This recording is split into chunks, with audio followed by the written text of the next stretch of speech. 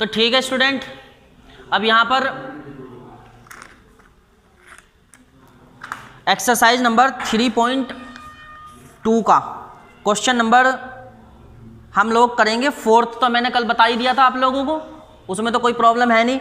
अब question number मैं बताऊंगा इसमें फिफ्थ वाला, तो हम लोग करेंगे थर्ड का फिफ्थ पार्ट। एक्सरसाइज रनिंग है आपकी 3.3। एक्सरसाइज नंबर 3.3 का है, पेज नंबर 54 ओपन कर लीजिए। पेज नंबर 54 एनसीईआरटी का पेज नंबर 54 ओपन कर लेंगे सब लोग। फिर उसके अंदर टैक्सी फेयर, टैक्सी चार्जेज वाला क्वेश्चन की इक्वेशन बना के हमने दे दी थी, जिसका आंसर सबका आ ही गया होगा, सबका आ गया था ना उसका। तो अब इसके बाद है थर्ड का फिफ्थ पार्ट। थर्ड के फिफ्थ पार्ट को देखिए। थर्ड के फिफ्थ पार्ट में क्या है, अब फ्रिक्शन बिकम 9/11। एक फ्रिक्शन होती है वो 9/11 हो जाती है। एक फ्रिक्शन होती है वो 9/11 हो जाती है if 2 is added to both the numerator and denominator. अगर उसके न्यूमरेटर और डिनोमिनेटर दोनों में 2 जोड़ दिया जाए। कितना जोड़ दिया जाए? 2। तो लेट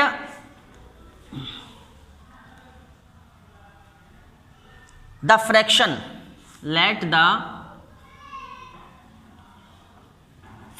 इज x/y। तो मान लेते हैं कि वो फ्रैक्शन क्या है, x/y है। फ्रॉम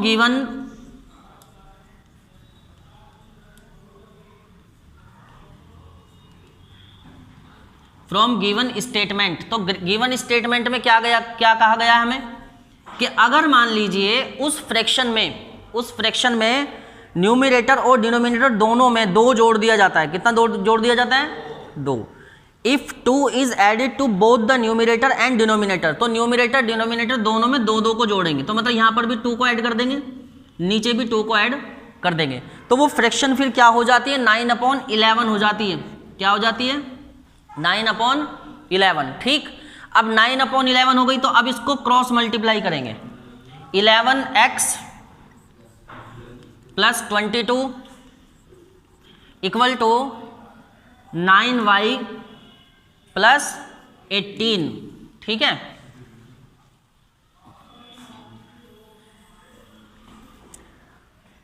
अब 11x 9y को इधर लेके चले जाएंगे तो -9y हो गया इक्वल टू 18 - 22। 18 - 22। देखो बच्चों कि जैसे कि ये 11x था तो ये 9y हम इधर लेकर चले गए, मतलब राइट हैंड साइड से लेफ्ट हैंड साइड में। तो 11x - 9y हो गया और ये 18 पॉजिटिव था तो 22 उधर जाके नेगेटिव हो जाएगा, -22 हो गया। तो अब बताइए 11x - 9y, तो 22 में से 18 सब्ट्रैक्ट करके कितना? -4 आ गया ना। तो -4 ये हो गई आपकी फर्स्ट इक्वेशन। क्या हो गई ये? First equation. इसके बाद अब इसमें फ्रॉम सेकंड स्टेटमेंट,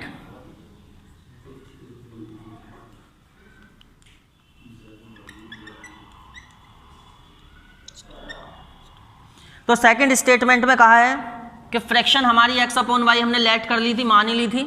अब इसमें हम क्या करते हैं, 3 is added to both numerator and denominator. अगर हम न्यूमरेटर डिनोमिनेटर दोनों में 3 ऐड करते हैं तो 3 न्यूमरेटर में ऐड कर देते हैं, 3 डिनोमिनेटर में ऐड कर देते हैं। तो दोनों में जब ये ऐड करते हैं तो हमें क्या मिलता है? 5/6 मिलता है।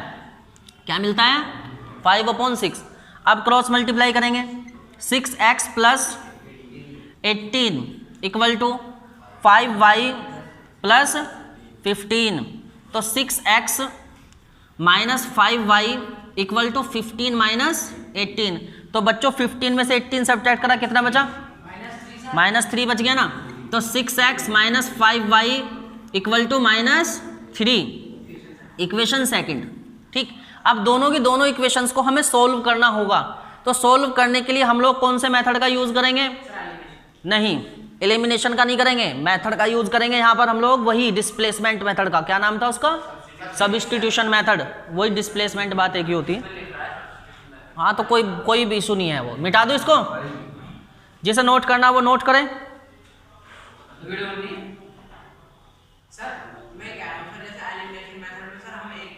क्वेश्चन में कहा गया है ऊपर ही कि इसके अंदर, जब अगली एक्सरसाइज आएगी तब समझाऊंगा एलिमिनेशन मेथड की, आने वाली एक क्वेश्चन होने दे बस, पहला दूसरा, मतलब क्वेश्चन नंबर 6 और 7 होने दे, एलिमिनेशन भी समझा देंगे।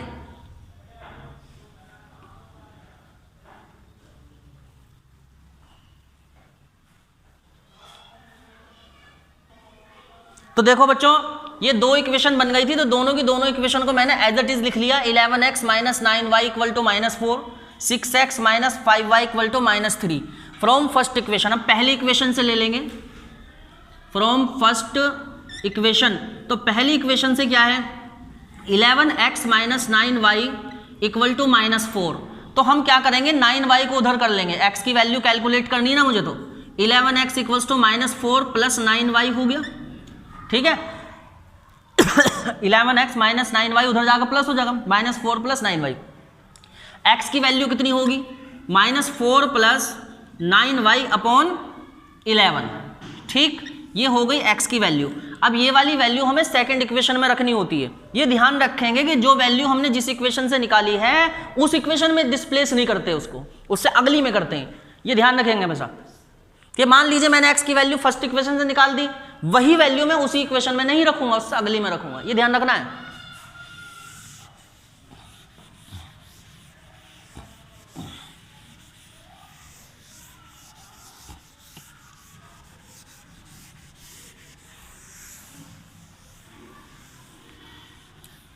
तो substituting the value of x in equation second. तो सेकंड इक्वेशन क्या है, 6x minus 5y equal to कितना है, माइनस का 3। तो x की वैल्यू कितनी है, -4 plus 9y upon 11, -4 plus 9y upon 11 from first equation मैंने निकाला था। तो यहाँ पर 6 रख देंगे, और ये हो गया आपके पास -4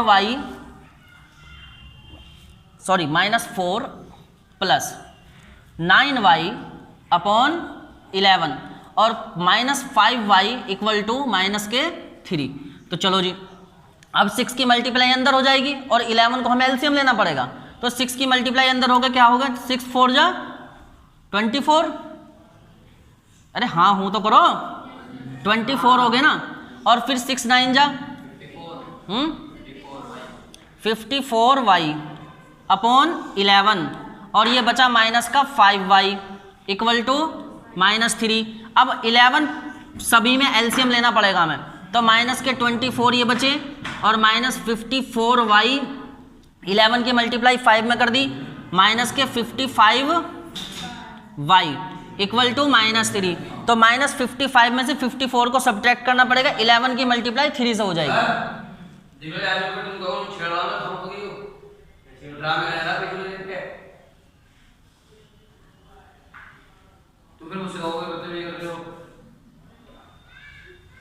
अब इस तरीके से माइनस के 24 और 55 में से 54 को सब्ट्रैक्ट करेंगे तो माइनस का y बच गया, -y इक्वल टू माइनस के 3 मल्टीप्लाई बाई 11, क्योंकि ये 11 मल्टीप्लाई में चला गया। तो -24 और -y equal to -33।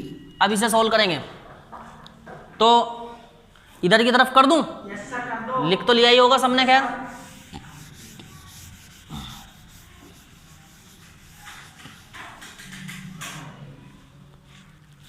-24 -y equal to -33। तो -y इक्वल टू -33 प्लस 24, तो -y कितना बचेगा, है -9। तो माइनस से minus cancel, y equal to 9। अब y की वैल्यू 9 आ गई, अब इसे फर्स्ट इक्वेशन में रख लेंगे, x की वैल्यू कैलकुलेट कर लेंगे।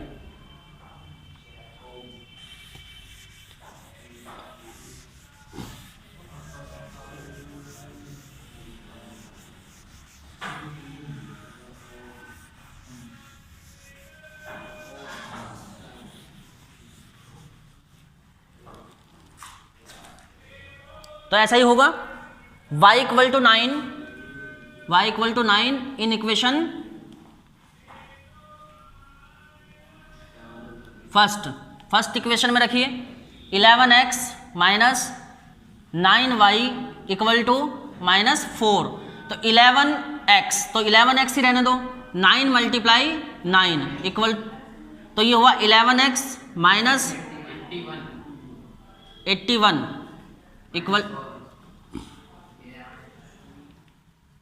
-4 प्लस 81 में से 4 सब्ट्रैक्ट करो 77, तो 11x इक्वल्स टू कितना बचा प्लस का 77, तो x इक्वल टू क्या आ गया 77 अपॉन 11 मतलब 7 आ गया। तो फ्रैक्शन क्या होगी, फ्रैक्शन हो गई आपकी x अपॉन वाई है ना, तो x की वैल्यू कितनी निकाली थी हमने 7 और y की कितनी आई थी 9, तो 7 अपॉन 9 वो फ्रैक्शन होगी। ठीक है बच्चों, क्वेश्चन क्लियर हो गया सबको। अब इसके बाद है question number 6, 5 years hence the age of Jacob will be 3 times that of his son, मतलब अब से 5 साल के बाद, अब से 5 साल के बाद the age of Jacob, Jacob की जो उम्र होगी वो उसकी लड़के की उम्र की 3 गुनी हो जाएगी। 5 years ago, 5 जबकि 5 साल पहले Jacob's age was 7 time that of his son, तो मतलब जैकब की उम्र अब से 5 साल पहले कितनी थी 7 गुनी थी उसके लड़के की उम्र की। ठीक है, इक्वेशन बना के दे दूंगा और इक्वेशन बना के दे दूंगा, उसे आप इस मेथड से कर लीजिएगा, फिर अगली एक्सरसाइज को कंटिन्यू करेंगे। ठीक है बच्चों,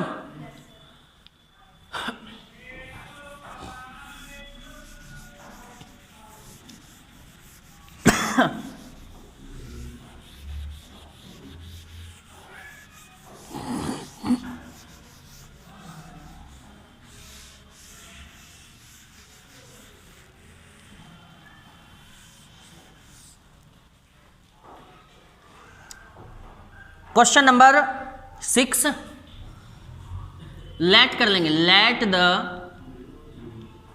as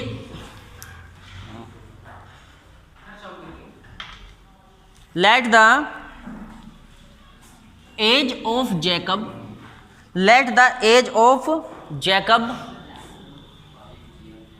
equal to x, let the age of his son equal to y। मान लेंगे कि जैकब की उम्र x ईयर्स है जबकि उसके लड़के की उम्र y ईयर्स के इक्वल है। ठीक है, तो अब से कितने साल के बाद कहा गया है 5 years हैंस, मतलब 5 साल बाद, हैंस का मतलब बाद होता है, तो after 5 years age of both, तो दोनों की उम्र अब से 5 साल बाद कितनी होगी x plus 5 and y plus 5 हो जाएगी। तो 5 साल बाद क्या कह रहे हैं, फ्रॉम गिवन स्टेटमेंट, ऐसे लिख लेंगे,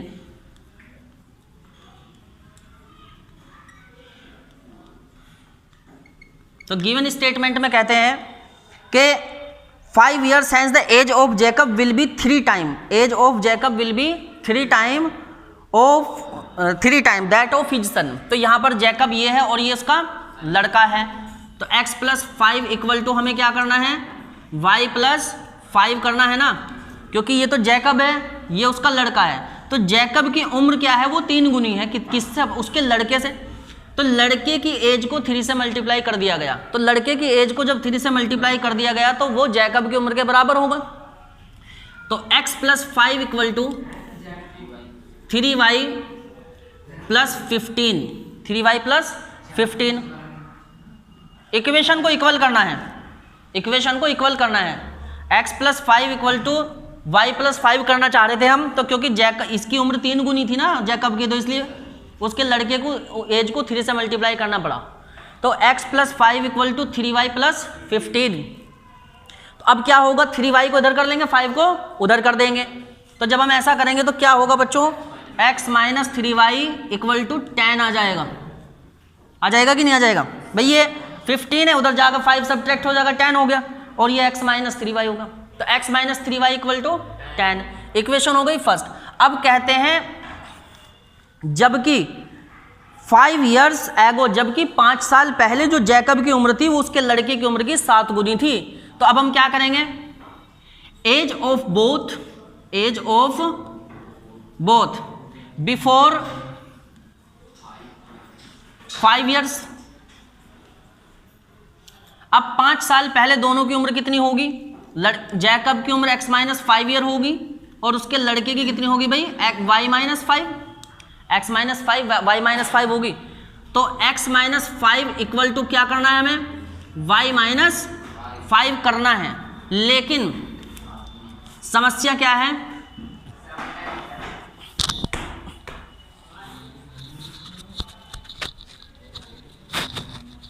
प्रॉब्लम ये है x minus 5 equal to y minus 5 है ना, तो ये जो जैकब है, जैकब अपने लड़की की उम्र से कितना गुना है, 7 गुना है, 7 गुना ही तो है। तो यहाँ पर मल्टीप्लाई कितने से हो जाएगी, 7 से हो जाएगी। तो पहले इसको नोट कर लीजिए,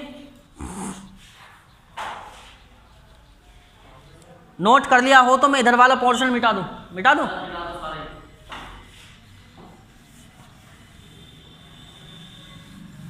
तो जहां पर जो इक्वेशंस बनी थी वो वाला पोर्शन रहने देंगे।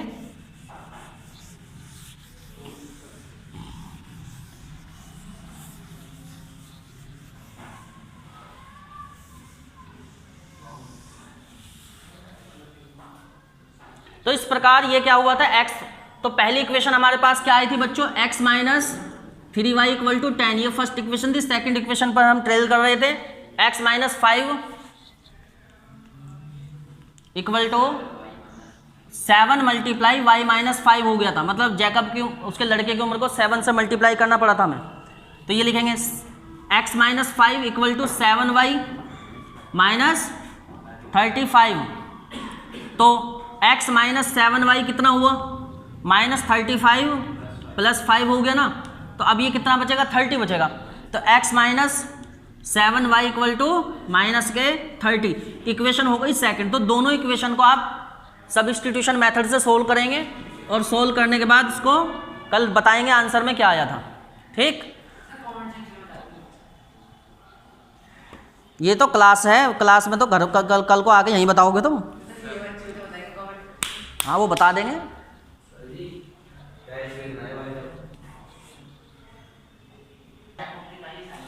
Exercise number 8.4, exercise number 8.4। तो 8.4 में अब यहाँ पर हमको एलिमिनेशन मेथड का इस्तेमाल करना है। तो हाँ चलो 3.4 ही, 3.4 लिख देंगे अभी, कोई बात नहीं, 3.4 लिख देंगे,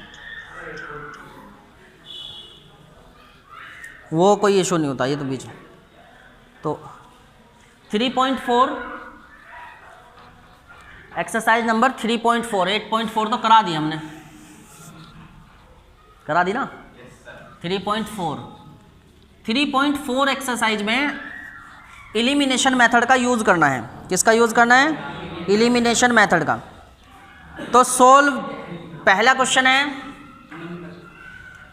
solve the following pair of linear equation by the elimination method and the substitution method. तो सब्स्टिट्यूशन मेथड सिखा दिया था आपको, तो उससे जिस भी क्वेश्चन को हम एलिमिनेशन से करेंगे उसे भी सब्स्टिट्यूशन से भी करेंगे। तो पहले एलिमिनेशन सब्स्टिट्यूशन मेथड तो पता ही होगा सबको, अब कौन सा बताना है, एलिमिनेशन। तो एलिमिनेशन मेथड से सोल्व करूंगा मैं, x plus 5, x plus y equal to 5 first question, और दूसरी इक्वेशन है इसमें 2x minus 3y, 2x minus 3y equal to 4, ऐसा है। तो इसके कुछ बेसिक कॉन्सेप्ट देख लीजिए। सबसे पहले कि यहाँ पर आपके पास जो हम क्वेश्चन को सोल्व करना शुरू करते हैं तो उसमें हमें किसी भी एक अलजेब्रिकल टर्म को इक्वल करना पड़ता है। तो यहाँ पर ये 2 दिया हुआ है, कितना दिया हुआ है, 2। तो या तो मैं x को इक्वल कर लूँ या फिर मैं y को इक्वल कर लूँ। तो मैं ऐसा करूँगा कि मैं y को इक्वल करूँगा। तो ये फर्स्ट इक्वेशन हो गई और ये सेकंड। तो फर्स्ट इक्वेशन को अगर हम 3 से मल्टीप्लाई कर देते हैं, फर्स्ट इक्वेशन को अगर हम 3 से मल्टीप्लाई कर देते हैं तो यहाँ पर 3y हो जाएगा, नहीं हो जाएगा? तो चलिए इसकी 3 से मल्टीप्लाई कर लीजिए। तो 3x plus 3y equal to 15। तो ये इक्वेशन मान लीजिए थर्ड बन गई। अब इसके जस्ट नीचे सेकंड इक्वेशन को लिखेंगे, 2x minus 3y equal to 4। ये आपकी सेकंड इक्वेशन थी। फोर्थ क्यों? वो तो पहले से ही बनी हुई, उसी तो नीचे लिखा। फोर्थ इक्वेशन क्यों लिखेंगे? फोर्थ तो तब लिखेंगे जब ये 7 होता और ये आपका 13 होता, तो तब क्या करना पड़ता है? दोनों इक्वेशन को मल्टीप्लाई करना पड़ता। जब ऐसे नंबर होते हैं जिसमें, और एक बात और देखेंगे कि ये देखिए, ये 3y और ये 3y है, ये प्लस है, ये माइनस है, तो इस वजह से इसमें से ये सब्ट्रैक्ट हो सकता है। तो अब हम इक्वेशन थर्ड को इक्वेशन सेकंड के साथ ऐड करेंगे। अगर मान लीजिए ये अपोजिट साइन ना होते, ये सेम साइन होते, मतलब दोनों प्लस होते या दोनों माइनस होते, तो तब हम सब्ट्रैक्ट करते। तो अब सब्ट्रैक्ट नहीं करेंगे, तो अब लिखेंगे add equation third and second, add equation third and second. तो सेकंड और थर्ड इक्वेशन को ऐड करने पर तो 3y से 3y कैंसिल हो जाएगा, तो ये बचेगा 3 और 2 5x। तो 5x इक्वल टू कितना आया है? 19। तो x की वैल्यू कितनी हो जाएगी? 19/5। तो x की वैल्यू आ गई 19/5।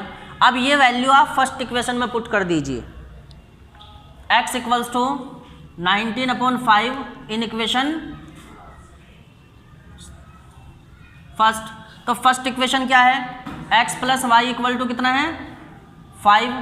तो x की वैल्यू आ गई 19/5 और प्लस y इक्वल टू कितना हो गया? 5।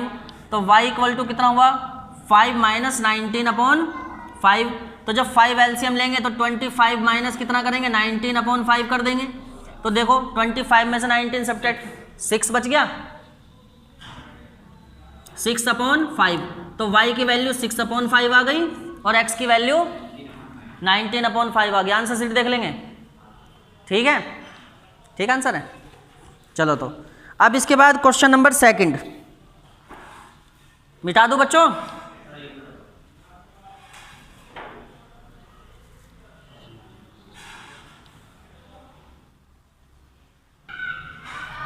अब इस क्वेश्चन का करना है हमें fourth part.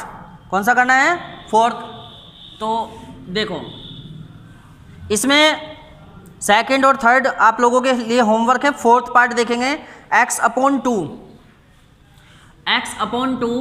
Minus plus 2y upon कितना है? 3 equal to -1।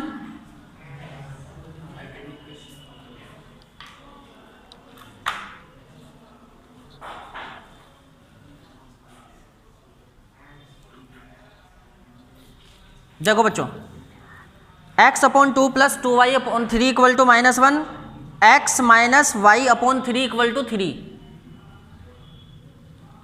x minus y/3 equal to है 3। तो थोड़ा सा इक्वेशन को मॉडिफाई करना पड़ता है, जैसे कि मैंने पिछली वीडियो उसमें भी बताया था आपको। तो इक्वेशन को मॉडिफाई करेंगे, तो मॉडिफाई कैसे करेंगे?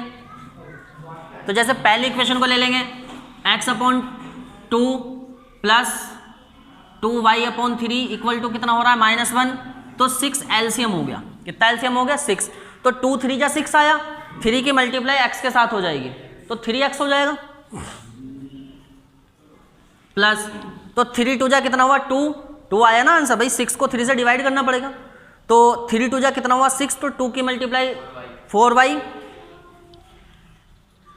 Equal to -1। तो 6 की मल्टीप्लाई इसके साथ हो जाएगी 1 के, तो ये आएगा आपके पास 3x plus 4y equal to -6। तो अब इस इक्वेशन को फर्स्ट कहेंगे।